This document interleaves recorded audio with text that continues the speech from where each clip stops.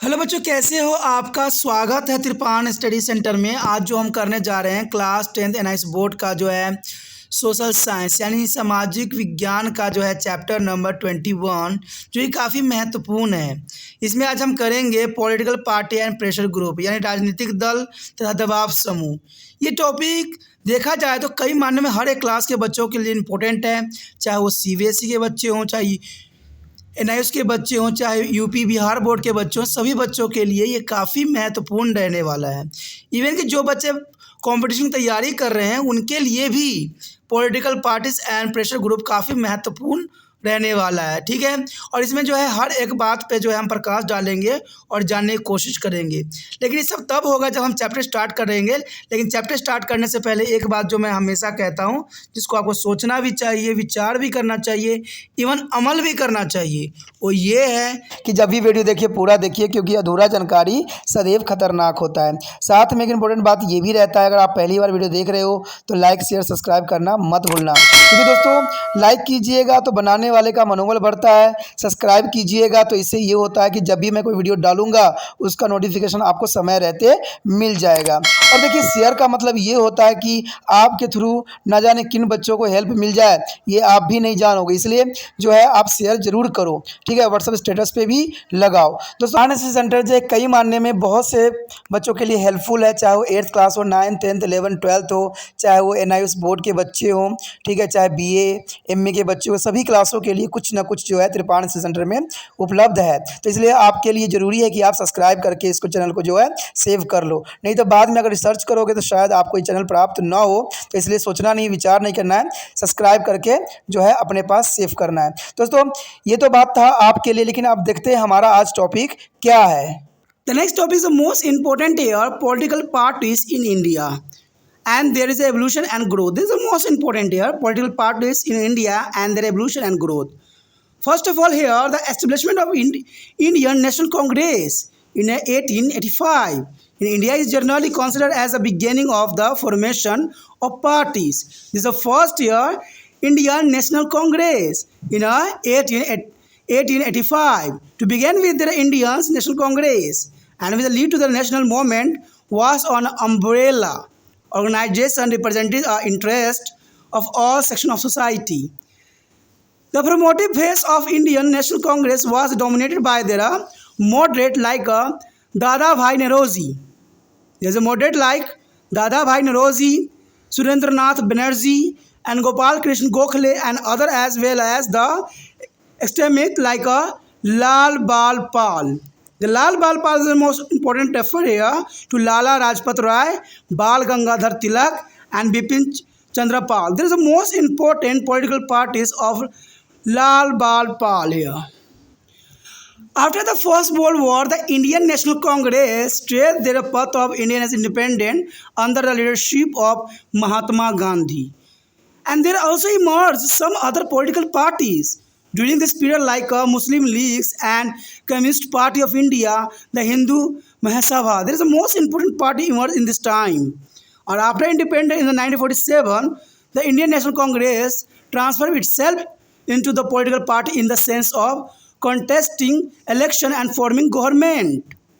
It remained a dominant political party up to 1967, as it continued to win the election held in 1952, 1957, and 1962 and 1967. It is the center as well as the almost all the seats. And this period is known as the one-party dominant system. This type period is also called a one-party dominant system. In a view of the Congress winning majority, whereas the large number of political parties contested election, winning only a few states here. Since 1967, the party system in India has been a constant flux. In 1971, although the Congress won a majority in a Lok Sabha, in many states, various other political parties formed government, mostly in coalitions. And after 1977, it's operated in the Indians and had a move to about a two-party system. This is a period here that a two-party system. The two party began the Indian National Congress and the Janata Party. There is a Indian National Congress and Janata Party, but it was only for a very short period. The Janata Party, which was in fact a coalition of various factions like the Congress, or the Jana Sangh and the Socialist. The Bharatiya Lok Dal and the Congress for a democracy split into different factions. Fiction here, the Janata split once again, give an advantage to the Congress, which is returning to the power at the center in 1980, and the remaining there is until 1989. And however, the Congress has not been able to be resign its dominated positions ever since 1989. Indian party system witnessed a coalition system of government from 1989 onward. This is the most important point here. Since 1989, two board coalitions has come up. One known as the National Democratic Alliance, means NDA, and led by the Bharatiya Janata Party, and the second known as the United Progress Alliance, means UPA, and led by the Congress Party. At the present in India, in the fact there is a multi-party system, as a very large number of parties participate in the political process here. आगे यदि हम बात करें तो हमारा अगला point जो आया है काफ़ी महत्वपूर्ण है कि भारतवर्ष में राजनीतिक दल यानी उनकी शुरुआत एवं प्रगति, कि भारत में राजनीतिक दल का जो है कब से शुरुआत हुई और वो कैसे आगे प्रोग्रेस किए और उनके सामने कौन कौन सी चुनौती आई। तो ये काफ़ी महत्वपूर्ण टॉपिक यहाँ पर होने वाला है और इसमें काफ़ी इम्पोर्टेंट बात ये भी रहेगा कि भारत में राजनीतिक दल कितने हैं और इनमें क्या सिस्टम है। भारत में देखा जाए तो भारतवर्ष में 1885 में भारतीय राष्ट्रीय कांग्रेस की स्थापना को सामान्य रूप से दलों के गठन की शुरुआत माना जाता है। यानी भारत में देखें तो सूत्रपात जो हुआ था भारतीय राष्ट्रीय कांग्रेस की जो पहली थी, जिसको 1885 में इस्टेब्लिश किया गया था, शुरुआत किया गया था। और भारतीय राष्ट्रीय कांग्रेस जिससे राष्ट्रीय आंदोलन की शुरुआत की एक बड़ा संगठन था जो समाज के सभी वर्गों के हितों के प्रतिनिधित्व करता था। आप समझ सकते हो कि ये दल काफ़ी महत्वपूर्ण इसलिए भी था क्योंकि ये हर एक संगठन को और हर एक वर्ग के प्रति उसके हितों की जो है प्रतिनिधित्व करता था। भारतीय राष्ट्रीय कांग्रेस के शुरुआती दौर में दादा भाई नौरोजी, सुरेंद्र नाथ बनर्जी और गोपाल कृष्ण गोखले और लाल बाल पाल अर्थात लाला लाजपत राय, बाल गंगाधर तिलक और बिपिन चंद्र पोल जैसे गर्मपंथी का प्रभुता था।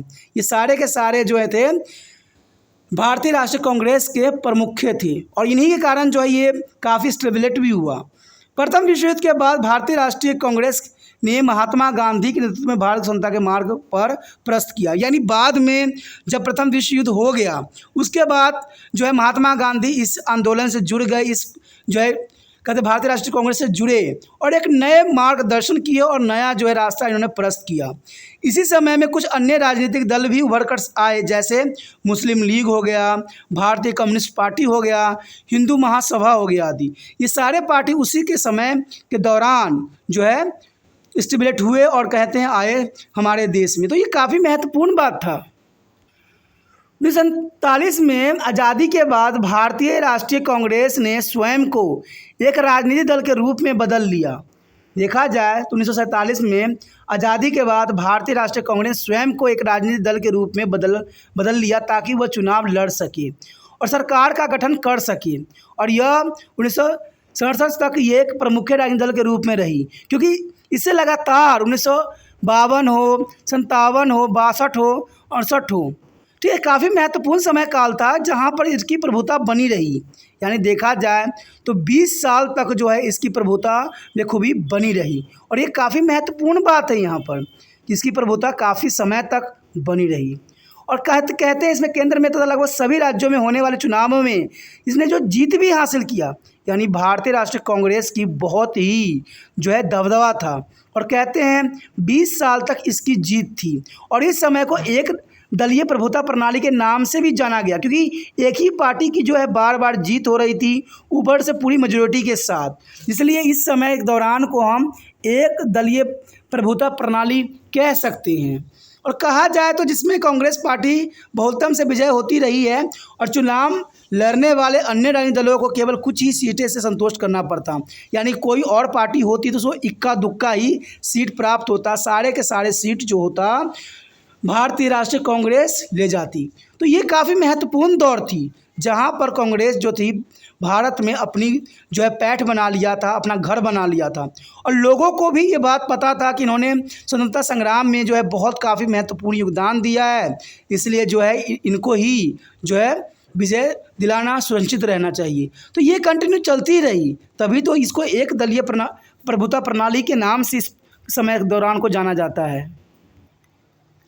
1947 में भारत में दलीय जो है प्रणाली में लगातार फेरबदल होते जा रहे थे, यानी 1967 में भारतवर्ष में दलीय प्रणाली लगातार फेरबदल होते जा रहे थे और 1971 में धापी कांग्रेस ने लोकसभा में बहुमत हासिल किया था, लेकिन कई राज्यों में कुछ अन्य राजनीतिक पार्टियों ने मिलकर साझा सरकार बनाई थी और 1970 के बाद यह देखा गया कि भारत द्विदलीय प्रणाली की तरफ बढ़ रहा है, यानी भारत देखा जाए 1977 में बात साफ हो गई कि भारत जो है दो दलीय प्रणाली की तरफ बढ़ रहा है और यह दल थे भारतीय राष्ट्रीय कांग्रेस और Janata Dal.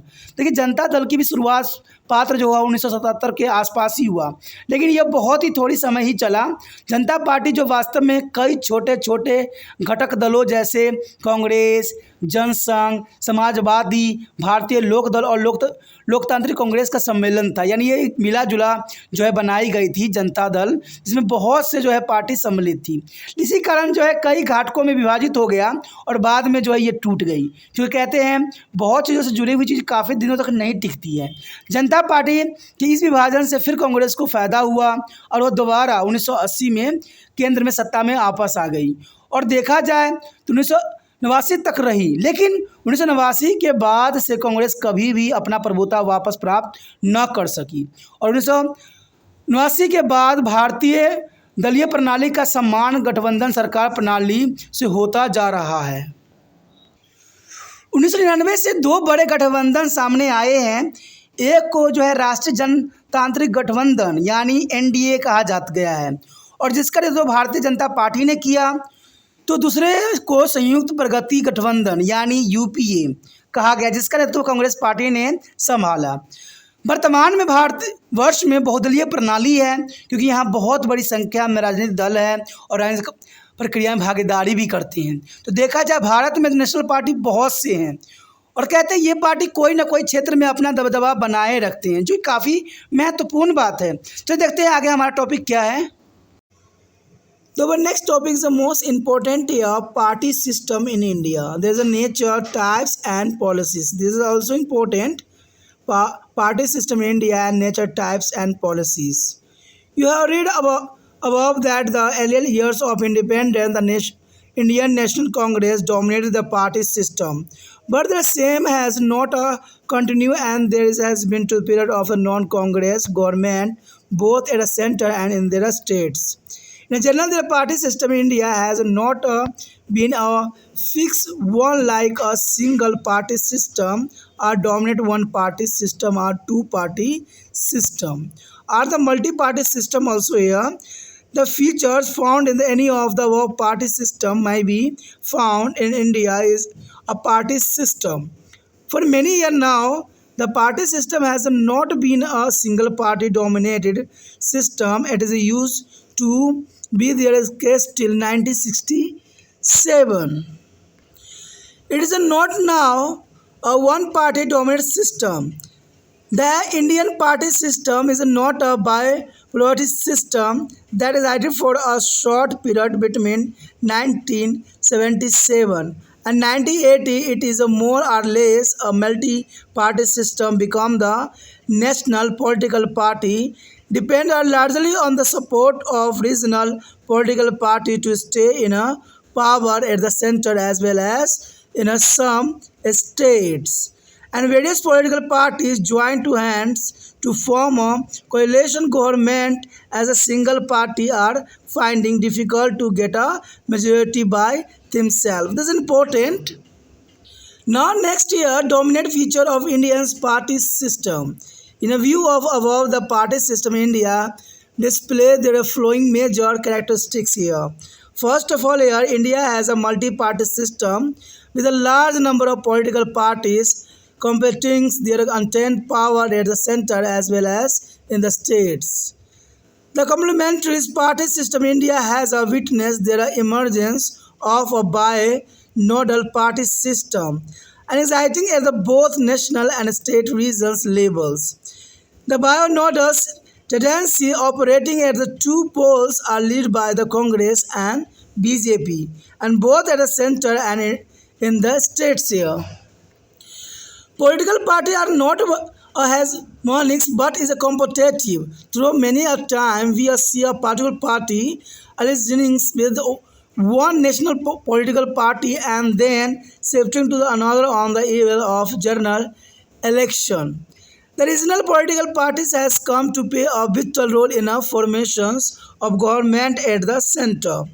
At the center, and this regional parties support one national political party or the other and seek the substantive favors. The ministerials is a bet at their center and other financial package for their representative states. This is important. An election is now far not among their parties but coalition of parties also here. The nature and competition, alliance and players is varied from state to state. And the next year, coalitional politics has been a new features of our party system. We have reached a situation where there is no single party's government except in the sum of the states. There are, as you can see around, neither a permanent ruling parties nor a permanent opposition parties. As a result of coalitional political ideologies of the political parties has taken a back seat. And administration is run through the common meaning program. There is a common meaning programs here, which reflects that is a pragmatism has become the ruling's mantra. And we have seen political situation where the Telugu Desam party supported by the BJP and lead NDA in 1999, and CPIM is back in their Congress lead to UPA in 2004 without family join their government here. This is important. And the next year, parties are keen on here focusing their single emotives issues to be agreena words. The emotives are issue is a sum of the earlier election where Garibi Hatao of the 1970 as Indra is India of 1980 and taking into the 12th century under Rajiv in the mid of 1980 and BJP in its signing of 1999 and Congress feel goods in the 2004 and Aam Aadmi in the 2009.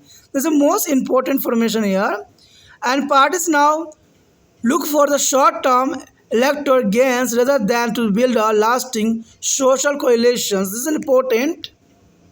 यहाँ पर जो हमारे समक्ष आया है भारत में दलीय प्रणाली, यानी देखा जाए तो भारत में दलीय प्रणाली की व्यवस्था क्या है, इसका स्वभाव क्या है, प्रकार क्या है एवं नीतियाँ क्या है। तो ये काफ़ी महत्वपूर्ण बात होने वाला है, ठीक है, कि भारत में दलीय प्रणाली के विषय में विस्तारपूर्वक चर्चा करेंगे। आपने ऊपर पढ़ा भी है कि स्वतंत्रता के बाद के शुरुआती वर्षों में भारतीय राष्ट्रीय कांग्रेस ने दलीय प्रणाली पर प्रभुता बनाए रखा, लेकिन यह अधिक समय तक नहीं चला और केंद्र एवं राज्य दोनों में गैर कांग्रेस सरकार का भी दौर आया। आमतौर पर भारत में दलीय प्रणाली की तरह निश्चित है और न ही एक दल का एक दलीय प्रणाली का प्रभुता है। उपयुक्त किसी भी दलीय प्रणाली में पाई जाने वाली विशेषता भारत की दलीय प्रणाली में भी पाई जा सकती है। पिछले कुछ वर्षों से यहाँ एक दलीय प्रभुता प्रणाली नहीं है, जैसे कि 1967 तक की स्थिति थी। अब यह एक दलीय प्रभुता प्रणाली नहीं रह गई है और भारतीय दलीय प्रणाली अब द्विदलीय प्रणाली भी नहीं है, जो 1970 से लेकर 1980 तक के छोटे से अंतराल में मौजूद थी। तो ये काफ़ी महत्वपूर्ण बात है।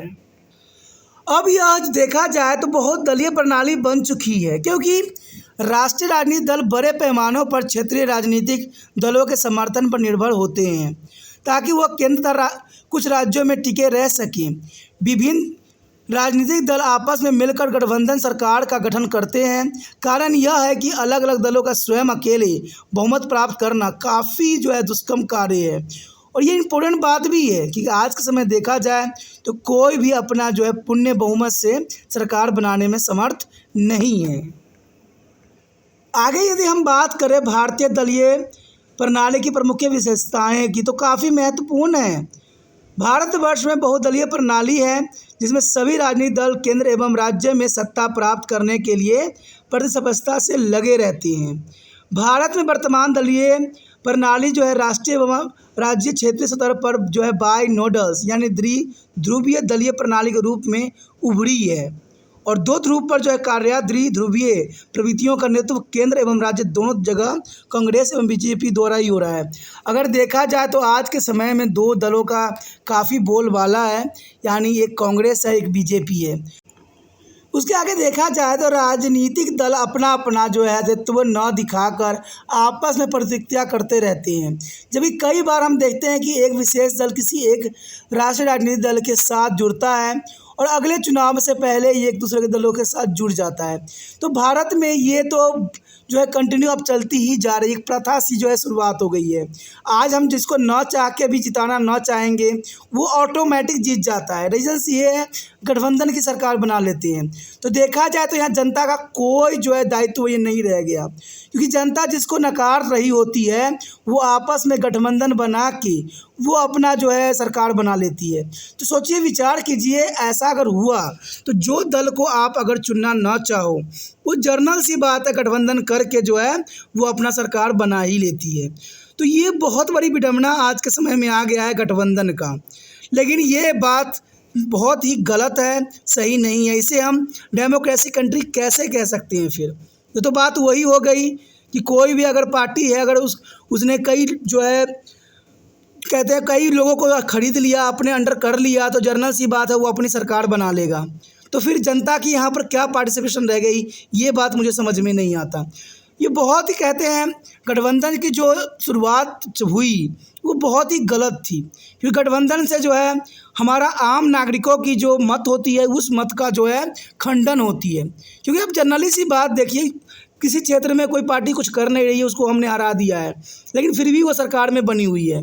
तो जर्नल सी बात है, सरकार उल्टा कोई कदम उठाएगी। आपने इसको देखा भी होगा कि जिस क्षेत्र में अगर सेंटर में सरकार है, जिस क्षेत्र में राज्य में सेंटर सरकार के अंतर्गत है, तो उस क्षेत्र काफ़ी विकास होता है। लेकिन दूसरे क्षेत्र जो सेंटर के अधीन नहीं है, ठीक है, कोई और पार्टी की बनी हुई है, तो सरकार भी यहाँ पर दो नज़रें करती है। तो ये बात कदाचित सही नहीं रहती है। कहते हैं अगर हम सेंटर में हैं, अगर हम सबसे अबव है, तो इसका मतलब है सब उनके सामने सभी राज्य सभी एक बराबर होना चाहिए। किसी एक को प्रायोरिटी देना, अपने राज्य को प्रायोरिटी देना, और दूसरे जो पार्टी से जीत के गए हैं उनको प्रायोरिटी ना देना, ये कदाचित सही नहीं है। तो ये काफ़ी महत्वपूर्ण बात की तरफ यहाँ इशारा किया जा रहा है। क्षेत्रीय राजनीतिक दल भी केंद्र में सरकार गठन में महत्वपूर्ण भूमिका निभा रहे हैं। क्षेत्रीय राजनीतिक भी आजकल बहुत काफ़ी आगे आ चुके हैं। आपने देखा होगा कई क्षेत्र में कुछ ही दलों का बोलबाला होता है। जैसे आपने देखा भी होगा कई क्षेत्र में होते हैं, जैसे आप देखिए जो बिहार में ही देख लिया, जो लालू प्रसाद यादव जी का पार्टी है कई सालों से जीतता आ रहा है। इवन कि पंजाब साइड देखिए तो वहाँ पर बादल सर की सरकार काफ़ी इम्पोर्टेंट रही है कई सालों तक। तो ये सारी बातें एक तरफा यहाँ पर रिप्रेजेंट कर रहा है। इवन कि अगर आप देखिएगा तो ममता बनर्जी जी का कलकत्ता में भी इसी तरह के पार्टी है। तो ये काफ़ी समय से वहाँ पर स्टेबलेट हो रही है। तो ये पार्टी ऐसी सिस्टम क्षेत्रीय राजनीतिक पार्टी का वो कंटिन्यू चलती जा रही है। और ये क्षेत्रीय दल केंद्र में किसी न किसी राष्ट्रीय राजनीतिक दल का समर्थन करते हैं और पर्याप्त मदद भी लेते हैं। जैसे केंद्र में मंत्री पद प्राप्त करना या अपने राज्यों के लिए आर्थिक पैकेज लेना। तो ये काफ़ी आम हो गई है बात कि ये सब जो होते हैं किसी भी क्षेत्र का प्रतिनिधित्व करते हैं और किसी पार्टी का समर्थन हासिल कर लेते हैं। और इससे क्या होता है, सेंटर में उनकी सरकार बन जाती है और बाद में उनको कुछ ना कुछ पद मिल ही जाता है। जैसे आपने देखा होगा कि मध्य प्रदेश में भी इसी घटना को हमें देखने को मिला। तो ये काफ़ी महत्वपूर्ण बात है और ज़रूरी भी है, लेकिन ऐसा होना सही नहीं है। आज का चुनाव दलों के बीच नहीं, अतुल दलों के गठबंधन के बीच लड़ा जाता है। ठीक है, आज जो है चुनाव एक पार्टी से नहीं होती है, दो पार्टी से नहीं होती है। आज जो लड़ाई होती है गठबंधनों से के बीच होती है, और प्रत्येक राज्य में प्रतिस्पर्धा गठबंधन और प्रतिभागियों का स्वभाव अलग अलग होता है। यानी आप जिसको न चाहोगे वो भी व्यक्ति जो है सिलेक्ट होकर आपके पास आ जाएगा। यानी बात वही हुआ, चित भी इनकी है, पट भी इनकी है, यहाँ पर आम जनता की कुछ भी नहीं है। ये तो आए क्षेत्र में देखने को मिला है, हर क्षेत्र में है। जिनकी चित है उन्हीं की पट है, हमारी तो कुछ नहीं है। वही बात हो गई ना, जिसकी भैंस उसी की लाठी रह गई। तो ये सिस्टम आज के समय में जो है एक प्रतिस्पर्धा बन गई है, जो कि सही नहीं है। हमारे दलीय प्रणाली के लिए गठबंधन की राजनीति अभी नई है, और हम ऐसी स्थिति में पहुंच गए हैं जहां केवल कुछ राज्यों को छोड़कर कहीं भी एक दलीय सरकार नहीं है। तो ये तो बात सच्चाई है। इक्का दुक्का अगर राज्य छोड़ दें तो सभी में एक दलीय सरकार नहीं है, वहाँ पर गठबंधन सरकार ही नज़र आती है, और ये गठबंधन सरकार काफ़ी दिनों तक नहीं चलती है। अब सोचिए, जब कुछ साल तक कोई और जो है मंत्री में राज करे, उसके बाद 5 साल के अंतराल में दो दो जो है पार्टियों के राजनीतिक नेता कार्य करें, तो भारत को तो खोखला होना ही होगा। क्योंकि इसमें ये होती है कि जो पहले पार्टी बनी है वो अपना पूरा कोटा भर लेती है, 2.5 साल 1.5 साल में कोटा भर लेती है। अब दूसरा पार्टी उसी समय बनी तो वो उसमें भी बहुत सारे मंत्री परिषद होते हैं, सारे लोग होते हैं। अब इसमें देखिए कितने लोगों को जो है सिलेक्शन हो रही होती है, और जनरली देखा जाए तो ये सरकार पे जो है बटन बढ़ती जाती है, भारत की इकोनॉमिक अर्थव्यवस्था के बटन बढ़ जाती है। अब सोचिए कैसे। अब देखिए, अगर मान लीजिए एक पार्टी ने पहले सरकार बनाई तो उसने जो है मंत्री परिषद का गठन किया, पूरे मंत्री लोग आए, इतने सारे हैं, ठीक है। अब उनकी सरकार गिर गई, सारे मंत्री हट गए अपने पदों से, फिर दूसरे पार्टी ने अपने जो है गठबंधन करके अपना राज्य बना लिया। अब उसमें ही उतने सारे पार्टी के व्यक्ति जो है अलग अलग क्षेत्रों से आ गए। अब देखा जाए इसमें एक सिस्टम ये होती है, उनको तनख्वाह भी देना होता है, और जब वो एक बार कोई मंत्री पद पे हासिल हो जाते हैं तो कहते हैं, आप देखिएगा कि पुलिस वालों के जो है पेंशन हटा दी गई है, लेकिन ये मंत्री लोगों को पेंशन नहीं हटाई गई है। तो ये क्या हुआ, हो गया ना भारत पर बोझ। एक बार भी वो सिलेक्ट हो गए, 2 साल के लिए भी, 3 साल के लिए भी, तो जर्नल सी बात है, उनका तो बल्ले बल्ले ही है। तो ये काफ़ी महत्वपूर्ण बात है, और इस सरकार को सोचने की आवश्यकता है कि गठबंधन का सरकार सही नहीं होता है, और ये जो होता है कई मायने में भारत की अर्थव्यवस्था को जो है खोखला किया जा रहा है, और ये काफ़ी महत्वपूर्ण बात है। शायद इस बात पे किसी व्यक्ति ने जो है बहुत ही गौर नहीं किया है, और मुझे नहीं लगता किसी ने इस बात को सोचा भी होगा। कहते गठबंधन की राजनीति के परिणाम स्वरूप राजनीतिक दलों के आदर्श का महत्व घट गया है। आज जो गठबंधन के कारण जो कोई भी व्यक्ति जो है मन से वोट करना नहीं चाहता, क्योंकि उनको पता है कि जिन व्यक्ति को हम जिताना चाहते हैं वो न चाह के भी दूसरा व्यक्ति जो है गठबंधन करके जीत ही जाएगा, तो फ़ायदा कुछ भी नहीं है। इस कारण से दलों के आदर्श का जो है महत्व घट चुका है। प्रशासन अब न्यूनतम साझा कार्यक्रम द्वारा चलाया जाता है, जो दर्शाता है कि व्यवहारिकता की सत्ता का मंत्र है। हमने ऐसी परिस्थिति देखी है जहां तेलुगु देशम पार्टी ने 1999 में जो है बीजेपी की एनडीए सरकार का समर्थन किया था। देखिए, तेलुगु देशमुख पार्टी जो था 1999 में बीजेपी की एनडीए सरकार का समर्थन किया था, और सीपीआई ने जो है 2004 में कांग्रेस के यूपीए सरकार का बिना जो है सरकार में औपचारिक तौर पर भाग लिए समर्थन किया था। तो जर्नल सी बात है, जो समर्थन करने की बात है, तो इससे देश की जो राजनीतिक पार्टी होती है खोखला होती चली जाती है। उसके पश्चात आता है सभी दल मत प्राप्त करने के लिए किसी एक जो है भावनात्मक मुद्दे पर ध्यान केंद्रित करते हैं। पिछले चुनाव के कुछ जो है संवैधानिक मुद्दे थे। 1970 का जो है गरीब हटाओ, 1980 का जो है इंदिरा ही इंडिया है, 1980 के दशक के मध्य का राजीव के नेतृत्व में 21वीं सदी की ओर बढ़ो, और 1990 में बीजेपी का जो था इंडिया शाइनिंग चमकता हुआ भारत, और 2004 में कांग्रेस का फील्ड गुड अच्छा अनुभव करो, और 2009 में देखा जाए तो आम आदमी। तो कहते हैं ये पार्टियों की जो स्लोगन चलती रहती है। अब देखिए, अच्छे दिन आएंगे ये भी स्लोगन आई थी, लेकिन कहाँ अच्छे दिन आ रहे हैं, दिन तो और ख़राब होते चले जा रहे हैं। हर चीज़ की महंगाई बढ़ती चली जा रही है, लोगों की परेशानी बढ़ती चली जा रही है, लेकिन अच्छा दिन तो मुझे कहीं नज़र ही नहीं आ रहा है। अधिकांश दल आजकल लंबे समय तक चलने वाली सामाजिक गठबंधन बनाने के बजाय अल्पकालिक चुनाव लाभ की ओर देखते हैं। जनरल से मैंने आप पे प्रकाश भी इस बात पे डाला है कि ये लोग जो हैं अल्पकालिक जो है चलने वाले राजनीतिक ही बनाने लग रहे हैं, क्योंकि उनको पता है कि अगर अल्पकालीन रहेगा यानी कुछ ही यानी 2-2.5 साल का रहेगा तो जनता भी हम पे जो है उंगली उठा नहीं पाएगी और हम जनता को कह देंगे कि हम तो पार्टी में थे ही नहीं, हम तो पूरे साल राज किए ही नहीं। तो ये बात हो जाती है कि आजकल गठबंधन के सरकार बनाने में हर कोई जो है अग्रसर है, आगे है, और वो भी नहीं चाहते कि उनका जो सरकार जो पुण्य बहुमत के साथ आए, क्योंकि पुण्य बहुमत रहेगा तो वो क्या करेंगे, अपने ऊपर सारी बात लेना पड़ जाएगा। अब देखिए गठबंधन की सरकार होने से क्या होता है, हम इल्ज़ाम लगा देते हैं कि दूसरा पार्टी हमें करने नहीं देता है।